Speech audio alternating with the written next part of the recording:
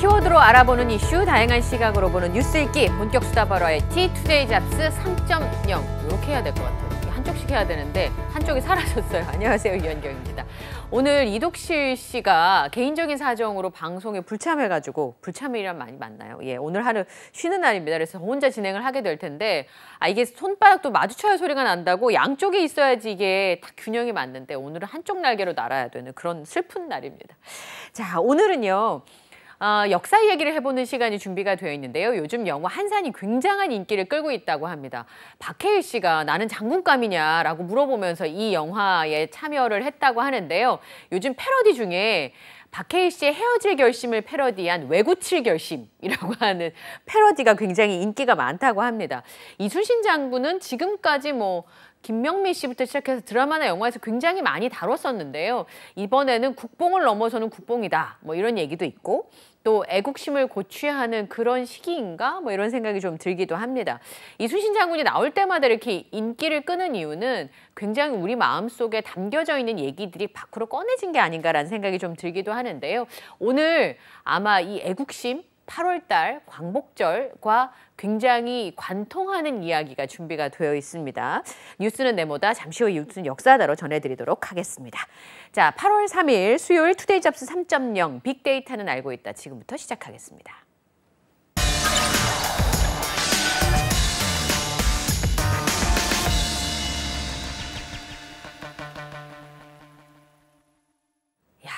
옛날 속담 하나 틀린 게 없네요. 사람이 진짜 이 든자리는 몰라도 난자리는 몰라도 든자리는 안다고. 아니, 거꾸로인가요? 네. 이독실 씨가 비니까 이 스튜디오가 너무 휑해서요. 빨리 돌아오시기를 바랍니다. 따끈따끈한 소식을 파헤쳐보는 얼리버드 시사 이슈 빅데이터는 알고 있다. 오늘 함께 하도록 하겠습니다. 역사적으로 찾아보기 힘든 아주 비주얼의 소유자이죠. 이데일리 김성훈 기자와 함께 하겠습니다. 어서 오십시오. 네, 안녕하세요. 어머, 너무 머네요. 너무 멀어요. 독실 씨 이 자리가. 네. 예, 비어 있으니까 기자님하고 너무 멀어졌어요. 예. 저는 똑같다는 생각이 듭니다. 아, 그래요? 네. 저희의 마음의 거리는 항상 똑같다. 네. 예. 그 결혼하실 때 얘기를 한번 들어봐야 되는 거 아닌가 이런 생각이 좀 들기도 해요. 겉으로 보면 되게 츤데레 스타일이세요. 전혀 츤데레가 아닌데 네. 방송에서 보여지는 이미지가 또 그럴 수도 있다 생각이 좀 들기도 하고 네. 아까 인사말에서 이제 역사적으로 찾아보기 힘든 역사적으로 비주얼이라고 말씀을 하셨는데 그 관련해서 제가 좀 에피소드가 있습니다. 아, 그래요? 제가 이제 광화문이라던가 경복궁 이런 데 또 놀러 가는 걸 좋아했었는데 거기 가면 항상 하는 드립이 있었어요. 낯설지가 않은데? 네. 이 성벽 낯설지가 않아. 뭐예요, 그러면은 또? 이제 같이 가신 분들이 너는 전생에 포졸이었다 이런 얘기를 해주시곤 했죠. 그때 이제 해를 품은 달 이런 게 되게 유행할 때였거든요. 아, 그랬어요? 네, 세자 드립을 좀 쳐보려다가 포졸 드립, 그다음에 조금 더 이제 격상이 되면은 포도대장 정도 얘기를 들었습니다. 너무 어울리는데 이거 네. 약간 CG 얹고 싶은 거 있잖아요. 포도대장이랑 수염이랑 이렇게. 생방이라서 그런 건 안 되게 좀 갑자기 그런 게 하고 싶은 생각이 드네요. 예. 자, 오늘 신상 이슈는 김성훈 기자가 준비하신 빅데이터는 어떤 것들이 있는지 살펴보도록 하겠습니다. 세 가지 키워드 보여주시죠. 빅데이터는 알고 있다. 프로아나 신드롬, 우주 쓰레기, 어린이 튜브 세 가지 키워드가 준비되어 있는데 저도 이번 기회에 프로아나 신드롬에 대해서 좀 더 정확하게 알게 되는 계기가 됐는데 무슨 뜻이에요? 이 거식증을 지향한다는 뜻입니다.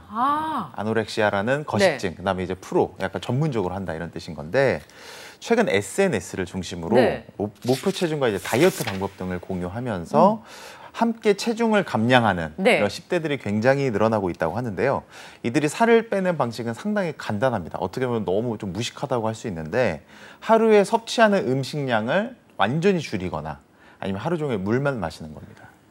그 생존이 돼요? 생존이 힘든 거죠. 영양적으로도 상당히 안 좋은 상황인 건데 극단적으로 살을 빼기 위해서 그런 방법을 지향하는 거고 간혹 이제 음식물을 섭취하는 경우도 있다고 하는데 예를 들어서 빵을 먹었다고 하면은 빵을 먹고 이제 뱉는 거죠. 이 맛만 이렇게 쭉쭉쭉 맛만 보고 이제 뱉어내는 먹뱃이라고 하는데 그런 프로아나들이 요즘에 10대들 사이에서 엄청나게 증가하고 있다 이런 내용을 조금 가지고 와봤습니다. 너무 충격적인데요? 맞습니다. 사실 거식증이라고 하는 게 한 번 더 좀 설명을 드리면 체중이 불어나는 것에 대한 두려움 때문에 음식 섭취를 과도하게 줄이는 병적 현상이라는 게 정의거든요. 그러니까 심지어 이제 병적 증상이라고 정의를 내리고 있는데 이 10대들 사이에서 지금 이 프로아나 신드롬이 일면서 이 속된 말로 두 가지 단어가 얘기가 많이 되고 있는데 개말라 인간, 개말라 인간이요? 뼈말라 인간이라는 얘기가 있는데 뼈말라 인간? 네, 이 속된 말로 이 네. 비속어 방송 중에 비속어 사용해서 송구합니다만 개말랐다 할 때 그 개말라 인간인 거고요. 굉장히 심하게 말랐다. 맞습니다. 네. 뼈만 남았다 해서 뼈말라 인간인 건데 제가 이제 10대들의 빙의해서 한번 얘기 한번 해보도록 하겠습니다. 네. 오 개말라. 오 뼈말라 뭐 이런 느낌으로 비기가 뜰 때. 네 이해하시면 될 것 같습니다. 이제 뭐 예를 들어서 개 땡땡 이런 비속어를 많이 쓰잖아요. 그 정도로 이제 극단적으로 말랐다 이렇게 이해하시면 될 것 같고 네. 뼈말라는 정말 뼈가 보일 정도로 앙상하게 말랐다 이런. 뭐 어느 정도 돼야 그 개말라 뼈말라 정도 저도 되는 기준이 거예요? 있는 줄 몰랐는데 기준이 있더라고요. 기준이 있어요, 그것도? 개말라는 본인의 키에서 120을 뺀 수치가 개말라 수치에 들어가는 거고요. 그럼- 뼈말라는 네. 125를 빼야 된다고 합니다. 쉽게 설명을 드리면 키가 160cm이신 분이 개말라 인간의 반열에 오르기 위해서는 40kg이 돼야 된다는 얘기고요. 뼈말라 인간이 되기 위해서는 35kg 정도가 돼야 된다는 건데 이게 내가 35kg라고 주장을 한다고 35kg가 되는 게 아니잖아요. 아니잖아요. 실제로 몸무게가 크게 줄어난 본인의 모습과 체중계의 모습을 이제 같이 병렬을 해서 이제 뭐 인증을 하는 거죠. 그 이제 뭐 댓글에 오 뼈말라, 오 개말라 그럼 그 이제 칭찬인 거네요. 그걸 보면서 이제 희열을 느끼는 거죠. 예, 극단적인 다이어트를 추구하시는 분들 사이에서는 네. 내가 소기의 목적을 달성을 했다 이런 또 성취감 내지는 만족감에 또 오는 건데 사실 그게 다가 아니잖아요. 우리 또 건강하게 음식 섭취하고 운동을 하면서 해야 건강이나 수명이 유지가 될 수 있는 건데 이렇게 좀 극단적으로 이어지는 부분에 대해서 좀 개인적으로 안타깝다 이런 생각도 조금 듭니다. 40kg이면 저희 초등학교 4학년 딸도 그거보단 많이. 저는 제가 자의식이 없을 때 이미 그 몸무게를 넘어섰던 것 같아요. 제가 유치원 때도 이 몸무게를 넘었었던 것 같거든요. 기억은. 아니, 근데 이렇게까지. 근데 이게 사실은 뭐 저도 다이어트를 해본 경험이 있기는 한데 제가 한 160cm 정도 되거든요. 조금 모자라요, 사실은. 네. 근데 이런 적이 없었어요. 그러니까 이 정도 되려면 거의 음식 섭취가 없어야 돼요. 구체적으로 이분들이 어떤 식습관을 영위하는지 조금 네. 구체적으로 설명을 드리겠습니다. 일주일 기준으로 일단 아무것도 안 먹는 분이 계신데요. 물도 안 먹고. 아무것도 안 먹는 분, 두 번째로는 물만 먹는 분이 계시고 세 번째로는 이제 아까 말씀드렸던 먹고 토하는 먹토가 있고 먹뱃이 있습니다. 먹뱃은 뭐예요? 그냥 맛만 보고 뱉는 거죠. 예를 들어서 짜장면을 먹으면 먹었어요. 짜장면 소스 맛만 이렇게 보고 뱉는 거죠. 그럼 무슨 즐거움으로 살아요?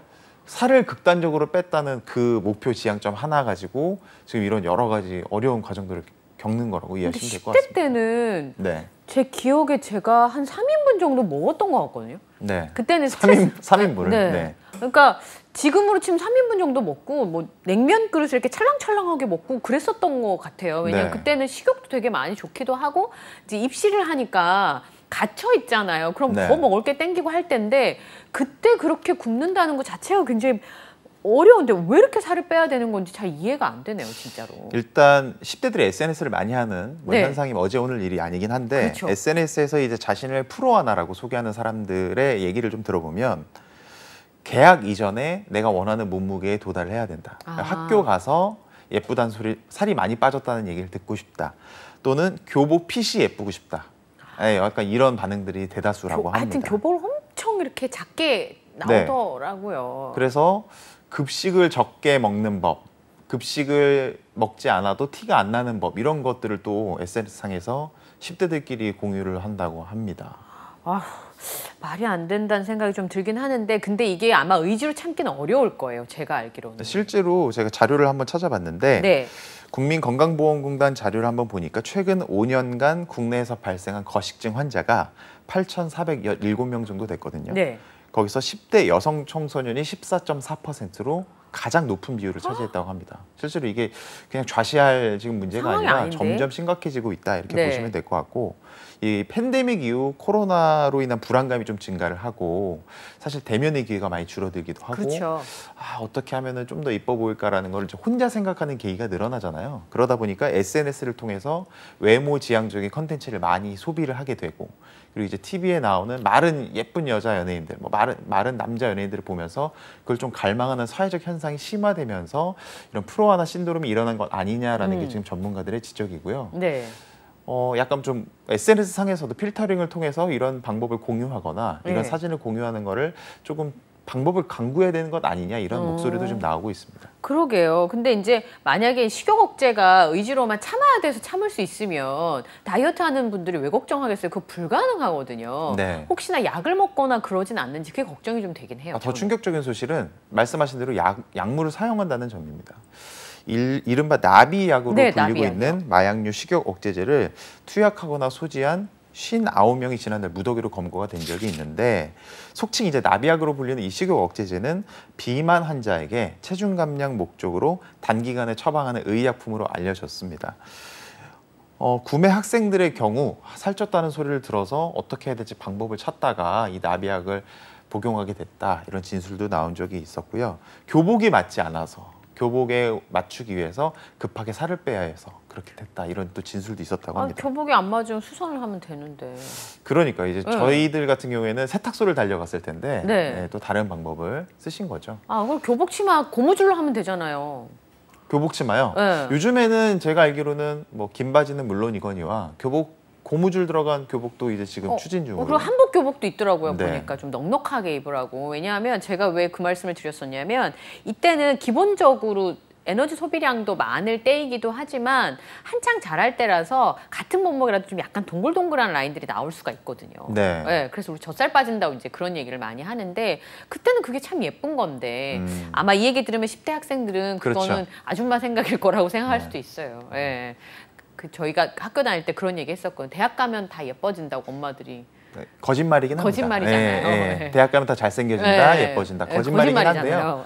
그럼에도 불구하고 하얀 거짓말 믿어볼 필요가 있을 것 같습니다. 근데 지금 말씀하시는 것처럼 식욕 억제제를 먹어가면서까지 살을 빼야 된다는 거 이게 약간 반대되는 게 이게 미디어 영향이 큰 것 같아요. 네. 아이돌 그룹이나 이렇게 걸그룹에 있는 연예인 분들이 사실 굉장히 지나치게 말라서 실제로 만날 때 제가 깜짝 놀랄 때가 있거든요. 이렇게 뭐라 그럴까요? 이렇게 몸에 존재감이 없다고 해야 되나요? 종이 인형. 존재감. 광희 씨 별명이 종이 인형인 것처럼. 네. 그러니까 이게 옆에 두께감이 없어요. 저희는 이렇게 두께감이 있잖아요. 네. 두께감이 없는. 그 사실은 이제 TV나 미디어에 예쁘게 나오기 위해서 사실 그분들은 다이어트를 하시는 건데 그게 이 여학생들한테까지 번졌다고 하니까 전 좀 걱정이 되는 그런 부분이 있어요. 사실 저도 건강하거나 날씬한 몸을 가지고 싶은 건 모든 사람의 어떤 욕망이라고 생각을 합니다. 하지만 이 아나 신드롬 같은 경우에는 프로아나 신드롬 같은 경우에는 상당히 좀 극단적으로 가고 있다. 그리고 이제 건강을 해치는 수준. 그리고 이게 모두의 또 동의를 받을 수 없는 미의 기준이 될 수 있다는 부분도 생각을 해볼 필요가 있거든요. 맞아요. 누구는 그런 극단적인 다이어트가 아름답지 못하다고 생각할 맞습니다. 수도 있으니까 약간 또 10대들 사이에서 이런 또 그릇된 방향으로 흐르고 있다는 점에 대해서 좀 안타깝고 좀 운동도 열심히 하고 밥도 맛있게 먹고 건강한 10대 생활을 또 영위하는 것도 중요하니까요. 지난번 도쿄올림픽 때 김연경 선수가 배구 이렇게 뛰는 모습을 보고 운동하는 여성이 멋있다라고 하는 공감대가 좀 있어서 요즘의 여성들도 운동을 많이 해서 잔 근육이 있는 꾸준하게 운동한 그리고 건강한 그런 여성상을 지향하시는 분들이 되게 많은데요. 이게 사실 그냥 예뻐지고 싶다 이기보다 자신을 인정받는 방법이 이거밖에 없다고 생각하는 것은 아닌지 나 자신으로 아름다울 수 있다는 거를 좀 알게 해줬으면 좋겠다는 생각이 드네요. 자, 다음 주제 넘어가도록 하겠습니다. 다음 주제는 우주 쓰레기. 독실씨 빈자리 또 생각나네요. 와서 맞습니다. 얘기를 해줘야 될 거 아니에요. 그죠? 우주 쓰레기 관련돼서 좀 설명을 드리겠습니다. 호주 남부의 한 농장에서 평소에 볼 수 없었던 독특한 형태의 괴물체가 발견됐다. 저거예요? 네, 영화에서나 볼 법한 이야기죠. 갑자기 막 헐리우드 영화를 보면은 들판을 지나다가 갑자기 저렇게 툭 떨어져가지고 막 저기서 외계인들이 막 나오고 초능력도 막 갖게 되고 총을 쏘고 막 하잖아요. 사실 그런 건 아니었고요. 그런 거 아니에요? 외계인들이 만든 이 구조물 같이 사진을 보시면 아시겠지만 무슨 약간 까마귀 깃털 같기도 하고요. 그러니까요. 어떻게 좀 흉측한 모습이기도 한데 일론 머스크가 이끄는 미국 우주 기업이죠. 스페이스X의 크루 드래건 잔해일 가능성이 높다 이런 지금 추측이 나오고 있는데 정작 스페이스X 측이 공식적으로 이에 대한 답을 내놓고 있지 않아서 정확히 이제 정체는 알 수 없는 상태입니다. 이 지난 2일 현지 시각으로 호주 외신들에서 상당히 이 내용들이 비중 있게 다뤄졌었어요. 네. 이 호주 뉴사우스 웨일즈주에 있는 곳에서 그을리 듯한 물체가 발견되면서 대서특필이 되긴 했었는데 전문가들은 이제 2011년도에 스페이스X가 발사했던 크루 드래건의 발사 잔해일 것이다 이렇게 지금 추측을 내놓고 있는 상황입니다. 예, 우주 쓰레기가 생각보다 되게 많다면서요? 네, 저도 우주 영화를 굉장히 좋아하거든요. 그래서 우주 영화 보면은 막 그 우주 안에서 막 네. 모험을 하고 막 우주선이 부딪히고 해서 막 잔해가 막 움직이는 그런 건데 와 정말 영화겠거니 했는데 진짜 많다. 이거를 먼저 말씀드리고 싶은 게 쓰레기가 많다. 예. 지구 주위에만 9,600톤 수준의 우주 쓰레기가 있다고 합니다. 누가 버린 거예요? 옛날에 이 미국과 러시아가 사실은 뭐 우주 경쟁을 했었잖아요. 그래서 수많은 인공위성을 쌓아 올리고 근데 그 인공위성이 뭐 예를 들어서 10개를 쌓아 올렸다 말씀을 드리면 10개 다 성공한 게 아닐 거 아닙니까? 그렇겠죠. 뭐 한 개만 성공해도 너무 대단한 업적인 건데 그렇죠. 사실 9개는 뭐 수거하거나 뭐 재활용할 수 없잖아요. 이렇게 분리수거하러 갈 수가 매주 없네요? 목요일마다 그걸 뭐 인공위성을 내려가지고 그걸 분해해서 버릴 수는 없는 거잖아요. 그렇죠. 그냥 우주에다가 그냥 방치를 시키는 거죠. 지금까지? 네, 근데 뭐 1960년대, 70년대부터 지금 5, 60년 동안 각국마다 계속 그런 움직임이 있어 왔다는 것을 생각을 하면은 적지 않은 크기의 이제 우주 쓰레기들이 둥둥둥 떠다닌다. 근데 그 과정에서 실제로 뭐 충돌을 일으켜서 더 작은 크기로 돌아다닌다던가 입자가 더 뾰족한 크기로 돌아다닌다던가 이런 걸 좀 상상하실 수가 있습니다. 네. 인공위성을 파괴할 수 있는 수준의 크기가 소프트볼 공 크기라고 하니까 뭐 테니스 공 정도로 생각하시면 좋을 것 같습니다. 그 정도 크기의 큰 쓰레기가 26,000개가 지금 우주에 떠다니고 있다고 하고요. 우주복에 구멍을 낼 수 있는 모래알 크기의 우주 쓰레기는 1억 개. 1억 개 정도가 지금 둥둥 떠다니고 있다. 이렇게 생각하시면 될 것 같습니다. 우주 쓰레기 저희는 우주를 가본 적이 없으니까. 그리고 전 가고 싶지는 않아요. 아직까지 숨 쉬고 살고 싶습니다. 네. 제가 여담이지만 숨 쉬고 다리를 이제 이 땅에서 뛰는 걸 무서워해 수영도 못하는 사람이거든요. 그래서 우주 가겠다고 몇백억씩 쓰면서 유인 우주선 뭐 비행기 티켓을 팔잖아요. 그러니까 그런 거 사시는 분들 보면 제가 이해를 잘 못해요. 저는 한편으로 좀 이해가 될 것 같은 게 그래요? 돈이 너무 많으면 내가 주체할 수 없을 정도로 돈이 많으면 재미가 없을 것 같아요. 삶의 다 해봤으니까. 흥미나 여러 가지 어떤 나를 자극시킬 만한 게 무엇일까라고 생각을 하다 보니 우주 여행까지 생각을 한 게 아닐까.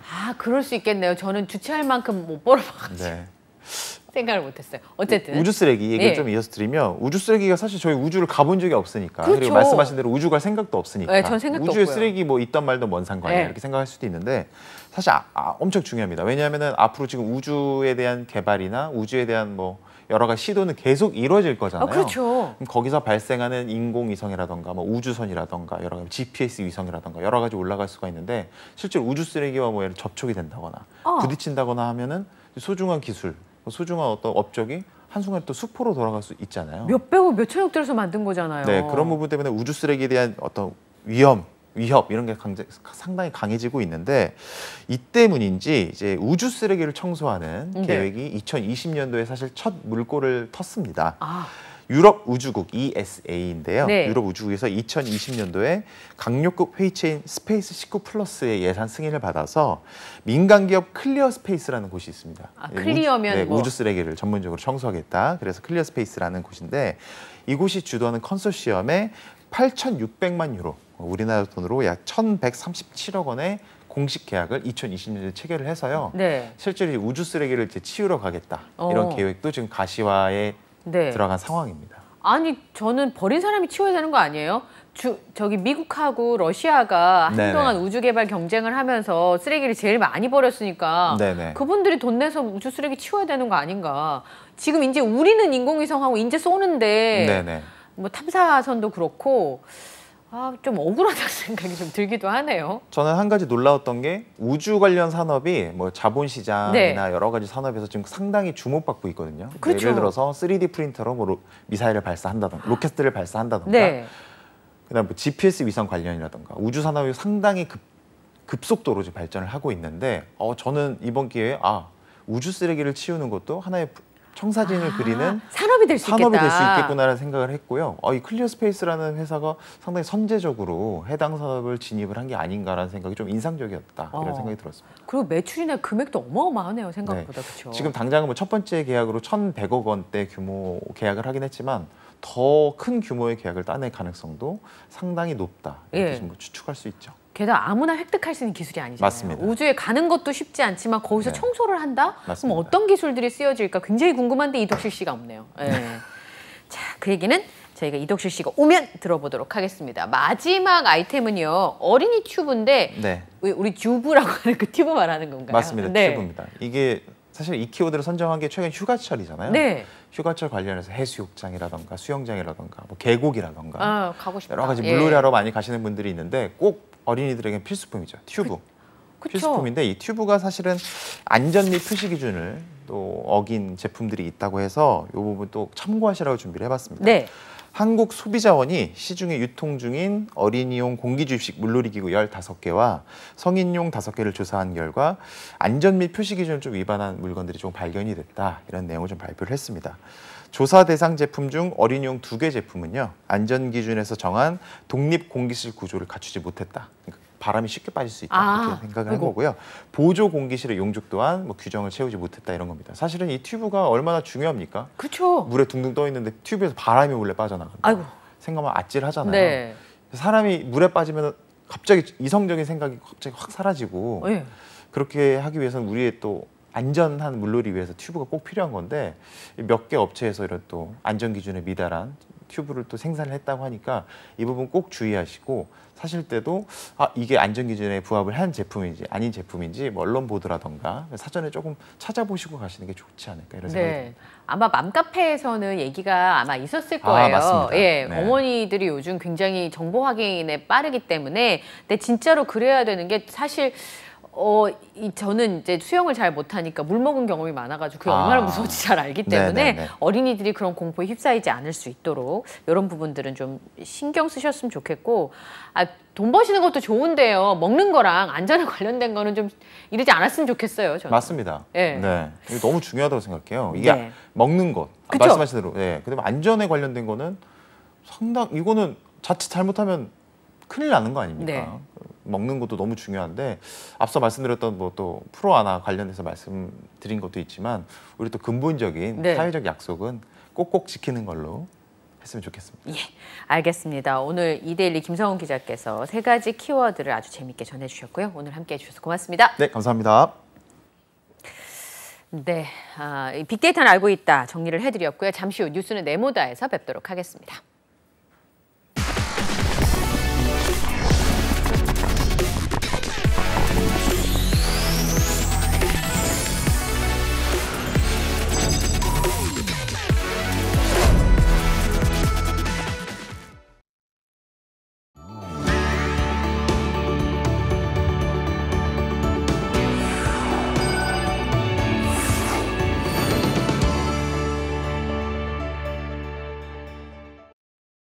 네, 뉴스 읽기로 시작해서 어디로 튈지 모르는 요절복통 도미노 토크 뉴스는 네모다. 오늘은 뉴스는 역사다로 함께하겠습니다. 이 시간 함께해 주실 분 소개해드릴게요. 역사의 재원쌤 김재원 강사님 모셨습니다. 어서 오십시오. 안녕하십니까? 허전하네요. 요즘에 날이 더워서 이 식욕이 없다 하시는 사실 저는 이해가 안 가요. 그렇죠. 이해가 365일 식욕이 없을 때가 없어가지고 더워서 입맛 없다 하시는 분들도 종종 계시던데 재원쌤은 요즘에 안 먹어도 배부르다면서요. 왜? 책이 그렇게 잘 나간다고.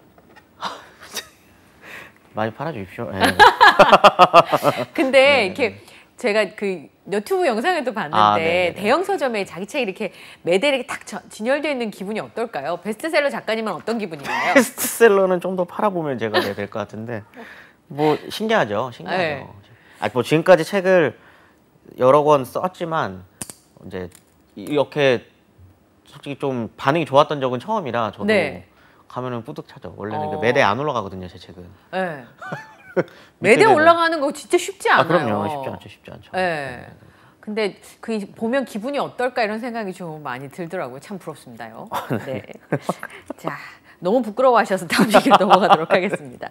자, 인쇄 부자를 꿈꾸고 있는 재원 선생님께서 전해주시는 쌈박하고 흥미로운 역사 이야기 기시노부스키 시리즈가 유튜브에서 굉장히 좋은 조회수를 기록하고 있거든요. 그래서 주변에 저도 사실은 한일 청구권 협정을 포함하여 일본과 관련된 우리나라 역사는 많이들 궁금해하시고 논란도 엄청 많이 되고 뉴스도 많이 되지만 정확하게 그때 무슨 일이 있었는지 심지어 저는 만주국 같은 경우는 듣기만 들었지 그 사실 괴뢰라는 단어 자체가 너무 낯설어가지고 이해가 안 되는 경우가 되게 많더라고요. 특히나 이제 역사에서 쓰는 단어들은 저도 잘 모르는데 요즘 MZ세대는 또 한자를 많이 안 하니까 뭐 예를 들어서 교황 선종 이러면 선종이 검색어 이렇게 막 그런 거랑 똑같은 것 같아요. 만주국도 사실 들어는 봤지만 정확하게 정체를 아는 사람은 많지 않았었는데 선생님한테는 아무거나 이렇게 여쭤봐도 돼서 참 이 얘기는 제가 이제 아무거나 물어볼 생각입니다. 예. 저도 공부를 해와야 돼요. 네. 네네네.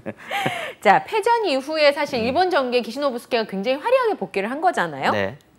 그게 이제 한국에서도 주목받는 계기가 됐을 것 같은데 박정희 전 대통령과의 인연 얘기가 제가 이제 어렴풋이 들은 그런 이제 흔적만 남아 있어요. 화석처럼 머릿속에. 그래서 그 얘기를 좀 해봐야 될 것 같은데 박정희 전 대통령하고 기시노부스케가 인연이 있어요? 인연이 깊다면 깊고 아니라면 아닐 수도 있는, 사실 뭐 별관계 아니라 그러면 별관계 아닐 수도 있는 그런 사이죠. 일단 기시노부스케 만주 이야기는 저희 지난 시간에 했으니까 일단 기시노부스케는 스스로 그렇게 생각을 했습니다. 자기 입으로도 표현하고 내가 만든, 내가 그린 작품이다. 만주국은. 그 작품 안에 있었던 하나의 그 도구로서 사용됐었던 사람이 박정희죠. 그 이제 군대에서 복무했으니까. 그렇죠. 박정희 전 대통령 같은 경우에는 만주 군관 학교 출신으로 물론 이제 자기가 편입을 해가지고 일본 사관학교 다시 가서 장교가 돼가지고 관동군으로 근무를 한 거예요. 그러니까 이제 저번에도 얘기했었지만 이 만주국이라고 하는 나라의 시스템이 일단 뭐 푸이라고 하는 만주국 상징적인 황제만이 있지만 실상은 차관들이 다스리는 나라라고 말씀드렸잖아요. 거기에 이제 기시노부스케가 있는 거고 그 밑에 밑에라고 하긴 표현하기 좀 그렇지만 어쨌든 이 전체적으로 만주국이라고 하는 나라를 운영하는 실무진들은 관동군입니다. 군인인 거잖아요. 관동군. 그 중에 한 명이었고, 근데 이제 뭐 계급이나 이런 걸로 따지면 계급이 어느 정도 되는 거예요? 갓 임관했으니까 소위죠. 소위? 네네네. 그때 이제 소좌. 소좌. 그러니까 이제 어떻게 보면 위관급 장교인 건데 기시 입장에서는 얼굴 한번 못 본 사람이에요. 자기는 그 빅피처를 그린 원작자고. 그럼요. 그 만주국에서 가장 이 만주국을 거의 책임지고 이 만주국이라고 하는 시스템을 만들고 있는 책임자고 그 안에서 하나의 이제 장교로서. 근데 심지어 그 근무 기간도 맞지는 않아요. 만주에서 일본으로 돌아간 다음에 그 다음에 이제 군관학교로 오는 게 박정희이기 때문에 박정희 전 대통령이기 때문에 시기도 맞지 않죠. 하지만 인연이 있을 수밖에 없는 건 만주국이라고 하는 나라를 다스리는 실무의 역할에서 군의 역할이 굉장히 컸다는 거. 그거를 직접 박정희가 체험했다는 거. 요게 이제 중요하겠죠. 그리고 거기에서 군 생활을 하면서 만주국이라고 하는 나라가 어떤 시스템 속에서 돌아가는지는 분명히 깨닫기는 했을 겁니다. 그러면 기시노부스케가 그린 빅피처에 그것을 일부분 경험한 사람이 박정희 전 대통령이다. 그러니까 지금 생각해보면 자연스럽게 군사정권 때 군인들을 다 배치해가지고 나라 전체를 통치하려고 했던 박정희 전 대통령의 아이디어는 만주국에서부터 시작됐다라고 볼 수 있겠네요. 유사성이 굉장히 깊습니다. 일단 경제개발 5개년 계획, 이것도 만주경제개발 5개년 계획에서 따온 뭐 직접적으로 그렇게 말한 적은 없지만 유사성이 보이는 것도 있고요. 뭐 그것뿐만 아니라 뭐 일단 군이 주도해서 나아가는 국가 경제 시스템, 그다음에 경제라고 하는 거를 국가에서 강하게 조율을 해 나가고 통제해 나간다는 어떤 그런 시스템, 그런 거. 그다음에 뭐 총력 안보 시스템이라 그래서 저번에도 말씀드렸었던 거, 그냥 안보와 경제를 하나로 만들어서 우리가 사회주의를, 이 공산주의를 막아내고 이 안에서 국가 모든 시스템을 여기에 맞춰가지고 국방경제 시스템을 나가. 이것도 똑같이 만주에서 했던 거고 박정희 전 대통령도 국가 운영 체제에서 중요한 하나의 어떤 그 목표로 잡고 했었던 거거든요. 뭐 그것뿐만 아니라 국기에 대한 맹세, 새마을운동, 애국조회, 뭐 태폐풍조 단속, 고도국방 경제 체계 다 만주에서 따온 겁니다. 그 태폐풍조 단속? 그거 뭐 머리를 남자들은 기를 수 없고 뭐 미니스커트 입으면 안 되고 그런 거죠. 그런 거잖아요. 강하게 사회를 통제하는 거예요. 군의 힘으로. 그렇죠. 그런 방식들을 아마 만주국에서부터 기인했을 거라고 충분히 볼 수 있는 거죠. 그렇죠. 그래서 한때 연구가 유행처럼 번지기도 했습니다. 그 유사성에 대한 연구들이 좀 많이 연구가 진척된 바도 있었고 네. 실제로 이른바 만주 인맥이라고 하는 게 있어요. 만주 인맥이요? 만주국에서 그 공무원 생활을 하셨던 분들이 네. 쉽게 말해서 이제 쉬운 표현으로 만주국 공무원 생활을 했었던 조선인들이 한 200분 정도 있으셨어요. 네, 많이 넘어갔으니까. 그분들이 결국 다시 해방 이후에 한국에서 고위 관료들을 해 나가거든요. 왜냐하면 관료를 했던 경험이 있으니까. 그럼요. 중요하기도 했고. 네. 그러다 보니까 이게 진짜 그래서 직접적인 연관이 있는 거야? 라고 하기에는 아직 축적된 연구 결과가 없지만 네. 분명히 둘 사이에는 유사성은 있을 것이다 네. 라고 보는 게 이제 요즘 시선이죠. 그러면 기시노부스케와 박정희 전 대통령이 대면을 한 거는 언제쯤이에요? 그건 이제 박정희 전 대통령이 이제 쿠데타를 일으키고 네. 나서 이제 정권 책임자가 되었을 때 그때부터 아마 둘은 연결이 조금 될 거예요. 네. 뭐 실제로 만나가지고 회담을 하거나 이랬다는 거는 안 나옵니다. 왜냐하면 이 박정희 전 대통령이 자기가 이제 민정이양을 통해서 대통령이 됐을 땐 네. 이때 이미 일선에서는 물러나 있었던 사람이기도 했었고 기시노부스케는 그렇지만 분명히 커넥션은 있었겠죠. 왜냐하면 네. 편지가 남아 있거든요. 편지요? 네네, 편지라고 해야 될까요? 보고서라고 해야 될까요? 네. 기시한테 이제 보내는 박정희 전 대통령이 네네네. 무슨 내용인데요? 뭐 잘 지내자죠. 왜냐하면 이 시기가 이제 한일 회담이 한일 협정이 이제 체결되는 그 과정 중에 있었고 네. 일본과 한국 사이에 교류가 이제 막 시작되는 타이밍이었기 때문에 네. 그런 서로 간의 교류는 분명히 있었을 겁니다. 저 그냥 갑자기 든 생각인데요. 기시노부스케가 박정희 전 대통령이 우리나라의 대통령으로 있는 시기에 대한민국에 온 적이 있어요? 한 번인가? 정확하게 기억은 안 나요. 근데 네. 아마 한 번인가 왔었을 거예요. 오긴 했습니다. 네, 그래서 만났다 뭐 이런 얘기를 제가 뭐 들은 적이 있는 것 같아서. 근데 이제 만났다가 이제 그게 중요하잖아요, 사실. 네. 어떤 위치에서 서로 만났느냐가 굉장히 되게 중요한 중요하지. 건데 네. 이게 뭐 기시노부스케가 국가를 운영하고 있는 총리일 때 네. 뭐 박정희 전 대통령도 대통령일 때 만났냐 그런 적은 없습니다. 그런 적은 없는데 네네네. 기시노부스케가 한국에 한 번 정도 온 적은 네네네. 있고 네. 비공식적으로는 그렇겠죠. 만났을 가능성이 있다. 네네네. 예. 그러면 일본 제국주의에서 해방되고 20년도 되지 않은 시기에 이제 이 한국과 일본의 관계 설정을 어떻게 할 것인가. 네. 일본의 입장에서 보면 우리나라 거였는데 라는 생각이 들 것 같고 그렇죠. 한국의 입장에서는 일본하고 관계를 과연 터야 돼? 얼마나 가슴이 한이 많이 맺혔겠어요. 그 당시에는 국민들의 대부분이 일본으로부터 많은 피해를 입었던 그 시기를 겪었던 사람들이 그렇죠. 생존해 있는 시기잖아요. 지금하고도 완전히 다른 시기인데 생존뿐만이 가능했을까? 아니죠. 네. 네, 그런 생각이 좀 들어요. 당연히 엄청난 반대에 휩싸입니다. 일단 한일 이 국교 정상화 회담이라고 하는 이 표현에서부터 그 정상화가 그렇죠. 네, 이게 어떻게 한일 간을 왜 만나? 쟤네들끼리 만나서 뭐 하는 거예요 지금? 네, 그렇죠. 이거에서부터 쉬운 일이 아니었어요. 엄청난 반대였고요. 이게 64년부터 시작이 되거든요. 근데 이제 민정 이양 이후에 박정희 전 대통령이 취임하는 게 63년 12월이니까 사실 취임하고 바로 시작한 거예요. 이 국교 정상화 회담을. 그게 가능했을까 싶은데. 예. 왜냐면 굉장히 중요했습니다. 뭐 이건 뒤에 설명을 드리겠지만, 근데 아무튼 민정이양 이후 거의 바로 이거를 시작하기 때문에 네. 엄청난 반대. 학생뿐만 아니라 일단 뭐 야당 정치인들도 용납이 안 됐어요. 용납을 할 수 없었죠. 그럼에도 박정희 정권에서는 이거를 굉장히 빠르게 추진하려고 하면서 더 반발을 사요. 왜 그랬을까가 싶어요, 저는. 급했죠. 서로 간에 목표가 있었고 기브 앤 테이크가 뭔가 있었던 거네요. 분명히 있었죠. 예. 네네네. 근데 뭐 그런 거 필요 없습니다. 아무리 국민들을 설득하려고 해도 국민들은 말을 듣지 않아요. 왜냐? 이거를 이해할 수가 없는 거죠. 납득이 안 될 것 같아요. 요즘에 그 아프리카나 이런데 그 이제 부족끼리의 내전이 있어가지고 서로에게 상처를 입힌 적이 있으면 화해가 안 되잖아요. 그럼요. 그러면 그게 계속 가는데 이거는 뭐 부족끼리 내전 정도가 아니라 한 국가를 그러니까 많이 유린한 건데 그 사람들과 국교를 정상화하자는 게 외교적인 입장에서 필요할지는 모를지언정 국민들은 받아들일 수 없었을 거예요. 내 부모와 내 자식이 일본 사람들에 의해서 얼마나 많이 당했는지 그럼요. 기억하고 있잖아요. 기억하고 있고 경험하신 분들도 지금도 남아 있으시죠. 그러니까요. 이때는 이제 한 20년이 차 안 된 시점이었으니까. 네. 근데 이게 더 중요했었던 건 그러니까 61년에 쿠데타가 나고 63년까지 어떤 그 상황, 그러니까 군사 정권의 상황이죠. 민정이양 네. 이전의 상황에서는 이런 얘기 안 나왔거든요.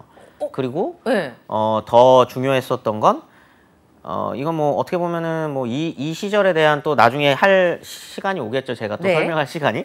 간단하게 설명드리면 이 시기에 한국에 있었던 많은 엘리트 지식인들과 특히 대학생들에게는 이 군사 정권은 굉장히 좋다라고 생각이 됐어요. 아, 그럴 리가요?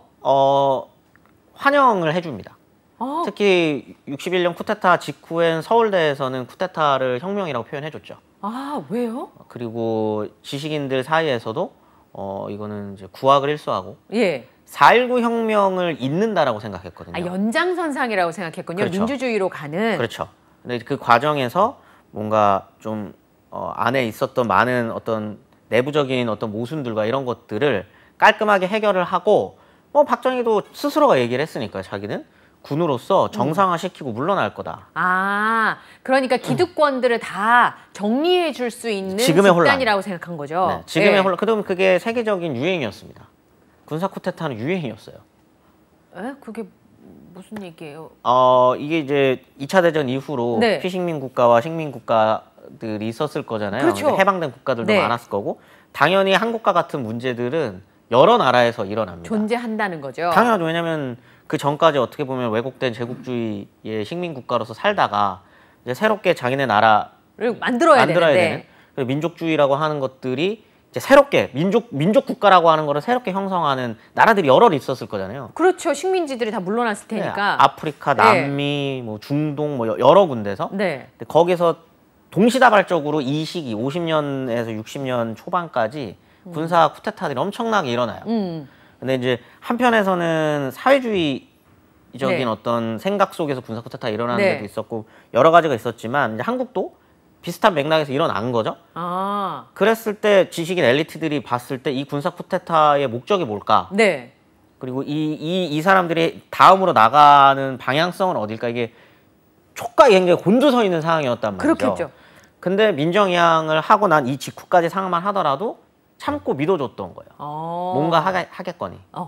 어떤 4.19 혁명의 어떤 그런 어떤 사상을 네. 이어받아 이 다음으로 네. 뭔가 나가겠거니 라고 해서 믿어주고 있는 상황에 이들이 민정이양과 동시에 처음으로 꺼낸 이야기가 한일 회담이었던 거죠. 아니 근데 그게 잘 이해가 안 가는 네. 게 지금도 이제 한일 청구권 협정 얘기는 굉장히 많이 나오잖아요. 아까 말한 것처럼 기미도 없었는데 갑자기 박정희 정권이 이렇게 격렬하게까지 모든 시민들이 거스른 걸 모르지 않았을 텐데 네.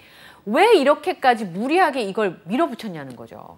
1차적으로는 당연히 미국의 압박이 컸고요. 미국의 압박이요? 미국과 일본이 압박을 할 수밖에 없죠. 왜냐하면 이 한미일 넓게는 대만까지, 네. 더 넓게는 동남아까지 이어지는 이 미국의 태평양 안보 라인 안에 네. 남한은 필수적으로 들어가야 하는 존재였던 겁니다. 네. 그러다 보니까 당연히 그러면 네.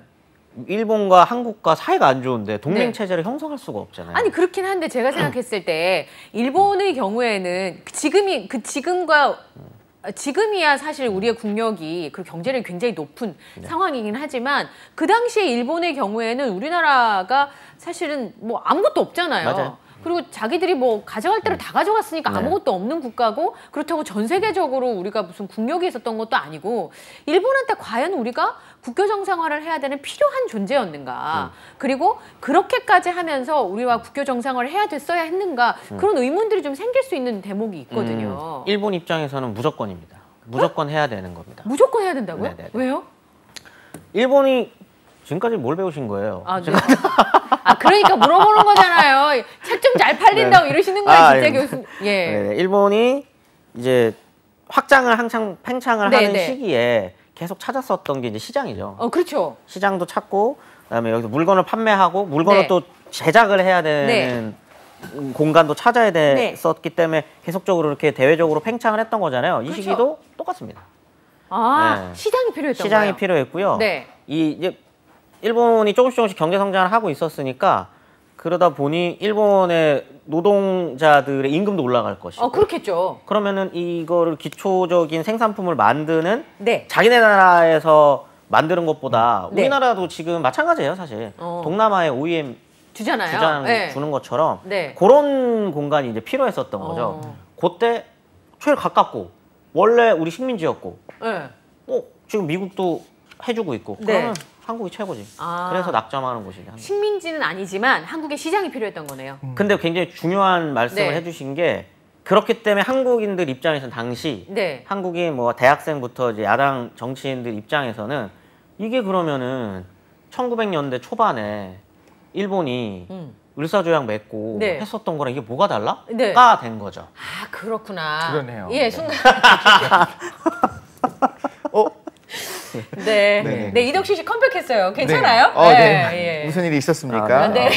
오늘 재원쌤 보러 진짜 머리가 휘날게 달려왔나 봐요. 근데 재원쌤의 책을 네. 좀 아침에 사갖고 오고 싶다 생각했는데 네. 너무 인기가 많다 보니까 사람들이 줄을 서서 사고 있는 거예요. 네. 그래서 책을 사기 위해서 네. 그러다 보니 늦었습니다. 재원쌤이 너무 인기가 네. 많아서 늦었어요. 네. 감사합니다. 뭐 기억 조작도 하고 참 이제 별 초능력이 다 생겼어요. 예. 그래서 지금 한일 청구권 협정 아직 못 들어갔어요. 그러니까요. 네. 이게 너무너무 아직 중요한 부분이라서. 네. 네. 그러니까 아까 하시던 말씀. 그래서 말하자면 을사조약처럼 우리나라 국민들은 받아들일 수밖에 없는 상황이었다. 그래서 장례식을 엽니다. 장례식이요? 민족적 민주주의 장례식. 아, 끝났다 이거예요. 예, 근데 이젠 더 이상. 그래서 이게 처음에는 한일회담 반대 시위로 시작을 했다가 정권 퇴진 운동까지 번지게 되는 거죠. 그러면서 그럼에도 계속적으로 밀어붙이는 모양새가 나와버리니까 뭐 걸기를 시작하는 겁니다, 시민들이. 그렇죠. 그래서 이제 그 유명한 이제 6.3 항쟁이라고 네. 하는 게 벌어지게 되고 이제 그거를 계엄령을 선포해서 또 진압을 해버리는 거죠. 그러니까 지금 우리가 뭐 미얀마나 이런 국가에서 보는 모습들이 우리의 한 몇십 년 전의 모습밖에 안 그쵸, 된다. 불과. 그리고 네네. 이 민주주의가 어떻게 획득이 됐나라는 생각을 좀 하게 되는데 아까 말한 것처럼 그러니까 일본은 시장이 필요해서 한국이 필요했다고 치자고요. 네. 그러면 박정희 정권에서는 왜 국교 정상화가 필요했던 겁니까? 그렇게까지? 돈이 없으니까요. 뭐라고요? 돈이 없으니까요, 나라에. 아, 나라에 돈이 없는데 이제 그런 거죠. 4.19 혁명 이후에 혼란을 잠재운다라는 명목이었지만 어쨌든 본인은 그리고 민정이양이라고 하는 외피를 쓰긴 했지만 네. 본인은 어떤 그런 명분, 네. 내가 정권을 잡고 있는 것의 네. 명분, 정당성, 정통성이 형격히 떨어질 수밖에 없는 사람이에요. 그렇죠. 당연히 네. 총과 칼로 잡은 권력이기 때문에 그런 권력일수록 급하게 뭔가 하나 드라이브를 걸어줘야 되거든요. 성과를 내야 된다는 거죠. 그럼요. 아, 뭔가 이러니까. 가시적인 뭔가가 필요한 겁니다. 네, 그래서. 그래서 나오는 게 돈 받아서 경제 개발을 시켜야겠다라고 생각을 한 거죠. 네, 그런데 경제 개발에는 당연히 막대한 이제 돈이 투입될 수밖에 자본이 없고 있어야 되고. 이제 그러는 상황에서 미국이 무상 원조에서 결국 미국도 빌려주는 차관으로 넘어가고 있는 상황. 네. 그러면 이제 우리는 무슨 돈으로 이걸 개발을 시켜야 될까라고 할 때 번뜩 떠올랐었던 게 이제 그러면 배상금 받아나면 되잖아. 요렇게 된 거죠. 아, 배상금. 네. 그러니까 우리를 식민지 통치했던 것에 대한 배상금, 전쟁에 대한 배상금 말씀하신 그렇죠. 거예요? 네. 그게 한일 회담의 핵심 의제입니다. 어떻게 된 거예요? 내용을 사실 정확하게 어떻게 그 회담을 했는지 우리는 돈을 받았는데 되게 조금 받았다. 네. 네. 이렇게만 알고 있잖아. 아쉽다. 그리고 너무 성급하게 끝났다. 맞아요. 이런 이야기를 하잖아요. 그 전에 또 여쭤보고 싶은 게 만약에 이 상황 생각났어. 네. 현실적인 부분에 있어서 만약에 독립운동을 주도하셨던 분들이 네. 만약 그 당시에 이제 우리나라의 수장이었다면 대통령이었다면 이렇게 빠르게 했을까요? 아니면 현실 정치는 어쩔 수 없기 때문에 이건 필요했었던 걸까요? 그래요? 굉장히 중요한 질문을 굉장히 해주셨어요. 날카로운 질문이었어요. 굉장히 중요한 질문입니다. 왜냐하면 이 청구권 회담은 굉장히 오랜 전통이 있습니다. 박정희 정권 때 시작된 게 아니에요. 그럼 그 전에도 있었어요? 이승만 정권 때부터 했던 겁니다. 오. 네네네. 이 청구권 회담은 1950년대부터 했어요. 네. 근데 당연한 거예요. 자, 일본이 45년 8월 15일 날 망해가지고 물러났습니다. 네. 그러면은 조선 땅에 있는 일단 남한으로 한정 짓죠. 네. 남한 땅에 있는 이 일본의 재산 그거 문제 어떻게 어떻게 할 거예요? 이거에서부터 시작되는 거예요, 사실 청구권회담이라는 건. 아, 그러네요. 그러니까 네네네. 일본 사람들이 버리고 도망갔을 거 아니에요, 꽁치 빠지게. 네. 뭐 뜯어가는 사람들도 있었는데. 아, 뭘 뜯어가는데요? 공장에도 물건 뜯어가고 아, 뭐 이러기도 진짜요? 해요. 아, 네. 뭐 왜냐면 그 자기 자산이니까. 자기네들 네. 입장에서는. 네. 우리 입장에서야 이거 다 그거지만. 아무튼 근데 이제 그때부터 시작되는 거예요. 근데 그때는 대한민국이라는 국가가 없었죠. 네. 아, 그렇죠. 그러니까 당연히 그리고 미국 입장에서는 지금 한국 사람들의 이런 말이 이해가 더 안 될 거예요. 미국 사람들 입장에서 그거는 미국 거거든요. 아, 네? 그렇구나. 미국이 차지한 땅이잖아요. 미국 입장에서. 미국 입장에서요. 지금 제 마이크가 아닙니다. 네네네. 미국 입장에서는 자기네들이 전쟁을 해서요. 획득한 땅이에요. 대한민국. 왜냐면은 그때는 일본의 식민지였으니까요. 네. 네. 그러니까 그 재산은 당연히 네. 미국 재산이 됩니다. 네. 근데 이제 48년에 대한민국 정부가 수립된 다음에 미국으로부터 그걸 이양받는 게 되는 거거든요. 아, 정부 재산이 정부 되는 재산이 거네요? 기속 재산이 됩니다. 네. 정부 기속 재산으로 공목상 되고. 그런 식으로 네네네네네. 되는군요. 그러면서 이제 대한민국 정부 및 미국 정부 간의 재정 및 재산에 관한 최초 협정이라고 하는 게 48년 9월 20일 날 네. 하면서 이제 그 재산을 이제 받아온 거죠. 그래서 네. 이제 그거는 이제 그렇게 마무리가 된 건데 네. 더 중요한 거는 배상입니다. 배상. 배상. 그렇죠. 식민지 시절 동안 우리가 받았던 피해에 대한 보상금을 받아야 되잖아요. 일종의 전쟁 배상금처럼. 네네네. 제가 궁금한데 전쟁의 당사자 국가들은 패전하면 패전한 국가에서 배상금을 물잖아요. 그쵸. 그런데 우리는 그 당시에 일본의 식민지였으니까 국가로의 형태가 없었고 우리가 전쟁에 참여한 게 아닌데 배상금을 받아요. 그게 굉장히 이 부분에서 대한민국 국민들이 조금 자랑스럽게 생각해야 되는 건 독립운동인 거예요. 아, 그래요? 지속적으로 뭔가 이게 사람들이 그렇게 얘기하잖아요. 45년 8월 15일 날 해방된 거는 원폭 두방. 네. 뭐 그게 반은 맞는 얘기지만 반은 틀린 얘기가 이제 그런 거죠. 그랬으면은 그또 우린 미국 땅이 됐겠죠. 그렇죠. 아니면은 뭐 그대로 일본에 있어도 그러네요. 상관없고요. 네. 그렇게만 된 거면 왜냐면 끊임없는 일본 땅은 항전 의지를 보였기 때문에 그렇죠. 이 땅은 조선 사람들에게 돌려줘야 된다? 돌려줘야 그럼요. 된다는 그렇기 때문에 44년부터 연합국들 사이에서 하는 회담에서도 주요 의제로서 만약에 일본이 패전하면은 이 조선 땅은 어떻게 될 것인가가 끊임없이 논의가 되는 거고요. 그때 당시 뭐 임시정부가 없었다면 혹은 무장투쟁이 없었다면 해외에서 하는 독립운동이 없었다면 뭐야 얘네도 독립 원하는 거 아닌 것 같은데? 라고 생각을 했었다면 네. 소름 돋았어요. 그거는 의미가 없는 거. 이런 협정 같은 게 필요가 없는 거죠. 아예 뭐 그건 없는 거 그냥 지금 여기는 이제 미국 땅이 되었을 하와이처럼 됐을 수도 있는 거네요. 그렇죠. 그래서 이제 52년에 이제 흔히 얘기하는 이제 샌프란시스코 조약이라고 네. 하는 게 이제 체결이 되는 속에 일본이 한국의 독립을 인정하고 한국 정부와 청구권 협상을 하라라고 네. 하는 게 이제 시작되는 거예요.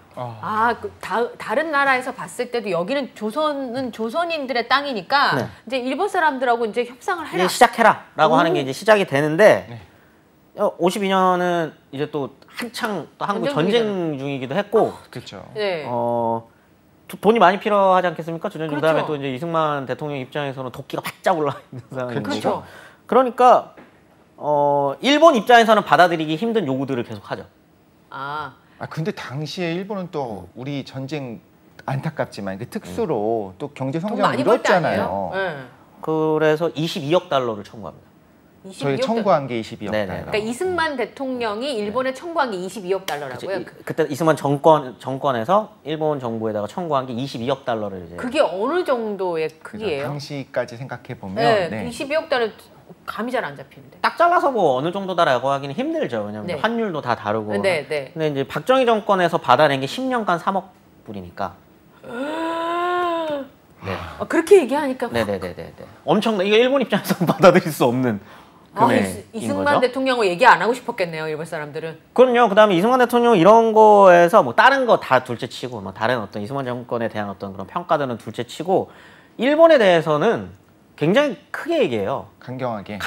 그다음에 독도라든지 이승만 라인이라는 걸 쳐버리거든요, 자기가. 이 어업권 협정도 청구권과 더불어서 이 한일 협정에서 굉장히 중요한 의제인데, 이것도 사실 이승만 정권 시기에 이승만 대통령은 굉장히 강경하게 얘기합니다.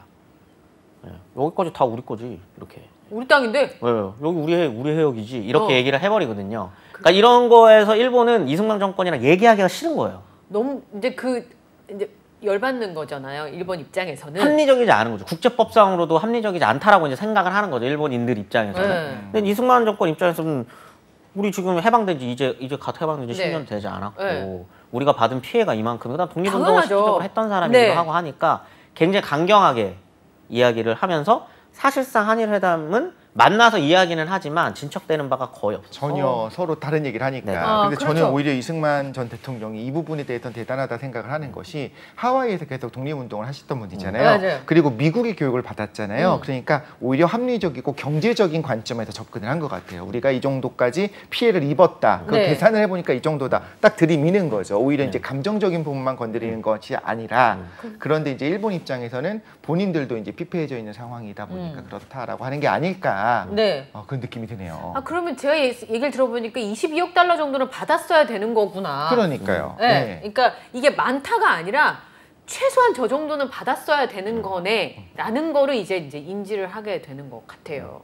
뭐 그 계산법에 대해서는 뭐 당연히 뭐 지금도 논란이 있는 거고요. 그렇죠. 그때가 얼마가 적당했다. 그다음에 돈으로 해결되는 건가? 또 이렇게 생각하시는 그렇죠. 분들도 네. 있고 네. 이거는 뭐 역사 연구자가 할 얘기는 이제 아닌 것 같아서. 네. 네네네. 그러면 그 다음에 이제 한일 회담이 그때부터 있었는데 멈춰 있다가 말하자면 박정희 정권이 들어서면서부터 이제 급물살을 타게 된 거네요. 민정회담 양쪽에. 이후 예. 바로 탑니다. 바로. 그럼 어떻게 됐어요? 누가 가서 회담을 했고? 설마 출신 때문은 아니겠죠. 그렇게 일단 일본의 어떤 만주군관학교에 있었던 그런 출신 때문에 기본적으로 일본에 대한 좋은 이미지가 있었던 걸까요? 아니면 오히려 이런 거 있잖아요. 영린이 되다 보니까 그 부분은 더 이렇게 딱 남면몰수하고 본인의 과거 때문에 더더욱 안 그럴 수도 있잖아요. 뭐 종합적인 게 있겠죠. 네. 뭐 아까 오시기 전에 잠깐 얘기했던 것처럼 그런 어떤 친숙함과 친연성이 있었을 수도 있고요. 저 네. 그 스트리밍으로 보고 있었습니다. 그래요? 네네네. 하지만 가장 결정적이었었던 건 아까 말씀드렸던 것처럼 어떤 미국이 구상하고 있었던 태평양 지역의 안보에 대한 예. 어떤 구상과 일본 입장에서도 이제 그걸 빌미로 네. 시장을 확장해야 됐었던 한국으로 진출해야 됐었던 어떤 상황.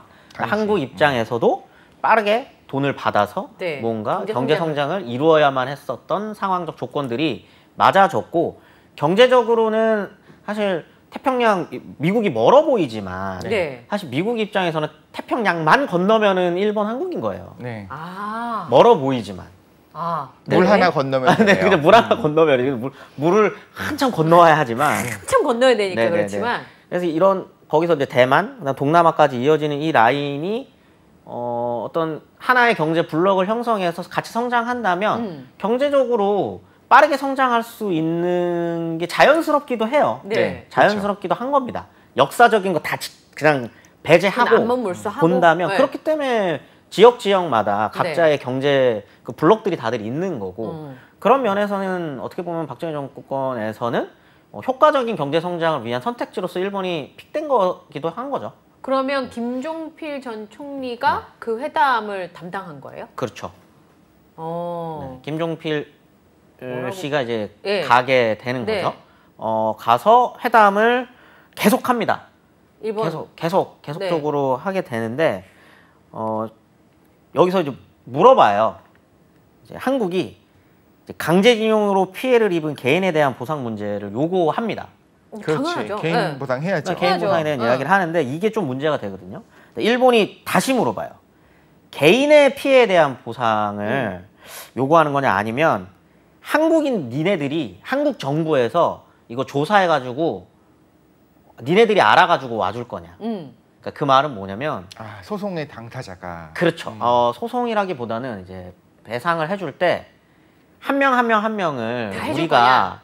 다는 다 해주는 거는 맞는데 이거를 이 조사해가지고 배상을 주는 걸 이 주체가 일본이 될 거냐 아니면 이 세세한 것들은 한국이 주관을 하고 얼마인지 총액만 얘기하면 통으로 떼줄 일본이 테니까 통으로 알아서 떼줄 배분해라. 네. 이렇게 했는데 이제 후자를 얘기한 거죠, 한국에서. 그렇게 됐을 경우에 중요한 문제가 뭐냐면 정부 조사를 한국에서 하게 되고 이 책임도 한국이 져야 되는 거고 이제. 그렇죠. 그렇죠. 책임도 한국이 져야 되는 거고 더 큰 문제는 일본 입장에서는 그냥 주면 끝이에요, 이제. 그렇죠. 그리고 이 안에서의 세세한 것들이 이제 한국이 담당해야 되는 거니까 한국 정부하고만 얘기하면 되고 실제 피해자들하고는 그 기나긴 협상이나 그렇죠. 피해 조사 이걸 안 해도 되는. 그렇죠. 그러다 보니 이제 실제로 피해받았었던 한국인들 입장에서는 이거 어떻게 되는 거야가 되는 황당해진 거죠 이제. 그럼 누구하고 얘기해야 되는? 누구하고 얘기해야 되는 거야? 우리 근데 정부에 얘기해야 되는 상황이 된 네. 거죠. 네. 근데 문제는 한국 정부가 과연 그거를 제대로 했겠냐는 거죠. 해결할 의지가 있었느냐에 대한 의지까지도. 문제가 되는 거죠 이제. 여기로 문제의 논의가 완전히 뒤바뀌게 돼버리는. 그래서 지금 나오는 한일 척구권 협정과 강제징용에 대한 배상 얘기, 그렇죠. 그러니까 지금 나오는 건데 네. 그건 이제 다음 주에 얘기를 해요. 네. 오늘따라 유난히 굉장히 방송이 짧게 느껴지는 거예요. 그러니까 저도 굉장히 빈자리가 많이 느껴졌었어요. 그러니까 강제징용의 지금 가장 핵심적인 얘기가 바로 여긴 거잖아요. 그렇죠. 법적인 부분을 따져봐야 네. 되니까요. 네. 그래서 뭐 기업들이 그러니까 이제 한국 정부가 물어주고 기업들이 한국에 배상을 해줄 거냐, 뭐 대위 변제를 할 거냐 하는 얘기들이 바로 이 개념에서부터 출발을 하니까 다음 주에는 꼼꼼히 김재원 선생님하고 따져보도록 하겠습니다. 네, 서로의 입장을 확인해 보는 게 참 오늘 방송에서 중요한 점인 것 같아요. 네, 그냥 네. 우기는 게 아니라 적어도 우리는 협의대로 했다. 우리가 통으로 주지 않았냐. 네. 이런 우리가 이제 논의가 이루어지는 부분이 어떻게 시작되는지를 확실하게 봐야겠죠. 그러면 일본 사람들이 왜 그 주장을 하는지, 그렇죠. 그렇죠? 어느 부분에 하이라이트가 있는지를 이제 알게 됐으니까 다음 주에 얘기를 해보도록 하겠습니다. 네, 지금까지 뉴스는 역사다. 우리 김재원 강사님과 함께했습니다. 오늘 함께해 주셔서 감사합니다. 고맙습니다. 감사합니다. 네, 저희는 내일 이 시간에 다시 찾아뵙겠습니다. 네, 다음 시간에 또 만나요. 안녕.